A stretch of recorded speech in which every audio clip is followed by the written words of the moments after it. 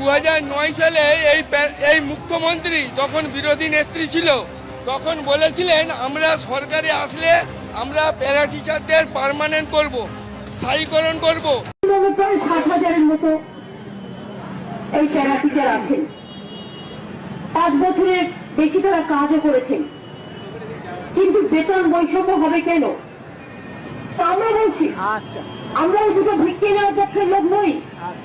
আমরা বলছি 6 পে কমিশনের অনুকরণে স্টেট গভর্নমেন্ট এমপ্লয়িজরাও মাইনে পাক।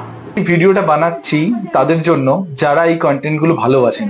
সেই ক্ষেত্রে কিছুদিন ধরে খুবই রিপোর্ট আসছে আমার প্রোফাইলে, আর ওই রিপোর্ট গুলো যারা করছে তারা দুধেল গাই, আর তাদের হয়তো আমার কন্টেন্ট গুলো ভালো লাগছে না, বা তাদের হয়তো এটা খোঁচা মারছে, সেই কারণে তারা হয়তো রিপোর্ট করছে, সেই কারণে আমার রিচ কমে গেছে প্রোফাইলের। কিন্তু আমার যেটা ভালো লাগে সেটা আমি করতে থাকবো, আর আমার যেটা ভালো লাগে সেটা আমি আপনাদের জন্য সামনে নিয়ে আসতে থাকবো। সেরকম ভাবেই আজকে একটা ভিডিও আপনাদেরকে দেখাতে চাইবো। দেখুন, এটা 2009 সালের ভিডিও।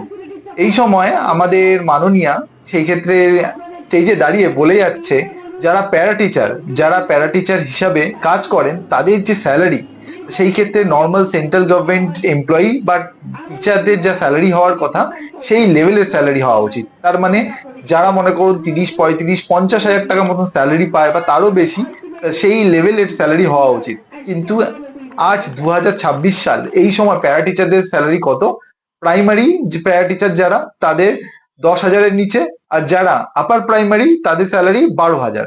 সেই ক্ষেত্রে উনি যখন 2009 সালে যখন বিরোধী নেত্রী ছিলেন, তো সেই সময় থেকে উনি যখন জানতেন প্যারা টিচারদের স্যালারিটা বেশি হওয়া উচিত, তিনি যখন 2011 সালে ক্ষমতা এলেন, প্যারা টিচারদের জন্য কিছু করলেন না কেন? উনি বারবার বলেন যে বাকিরা জুমলা দেয়, ঝুটা মিথ্যে কথা বলে, আপনি কি করেন? সেই ক্ষেত্রে আপনি যদি অতটাই সিরিয়াস হতেন প্যারা টিচারদের নিয়ে, তো আপনি 2011 সালের পর থেকে 2026 অব্দি তো আপনি পাওয়ারে আছেন, প্যারা টিচারদের জন্য কিছু করেননি কেন? এটাই হচ্ছে তার ডাবল স্ট্যান্ডার্ড, যেগুলো আমরা সচরাচর দেখতে পাই। আর সেটাই একটা প্রমাণ আপনাদেরকে দিলাম।